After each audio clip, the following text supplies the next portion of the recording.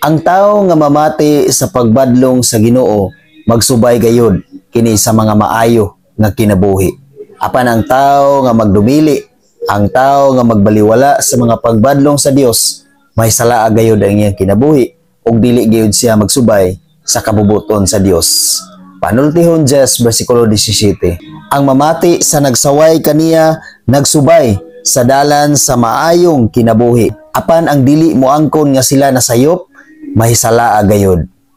Igsuon, adunay mga panahon nga kita badlongon sa Ginoo.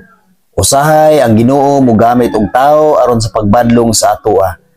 Ang nakaapan sa tao igsuon kay dili siya moangkon nga siya nasayop.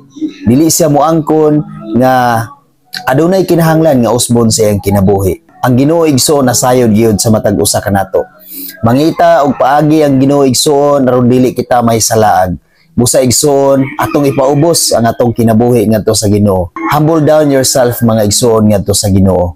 Ipakita nga ikaw tinuod nga anak sa Dios. Ayaw ibaliwala ang mga pagbadlong sa Ginoo aron magsubay ka sa dalan nga makapahimuot kaniya. Aron dili ka may salaag sa dalan nga dili uyon sa kabubuton sa Dios igsoon. Paminaw nato ang mga pagbadlong sa Ginoo. Tungod kay ang pagbadlong sa Ginoo maghatag kanato og maayo nga kinabuhi. Tinuod nga kinabuhi ug kasiguruhan nga kinabuhi. Dili nato kini ibaliwala igsoon, ato kining dawaton ug tagaan gayon nato kini og maayo nga pagtulun-an sa atong kinabuhi. Amen. God bless sa tanan.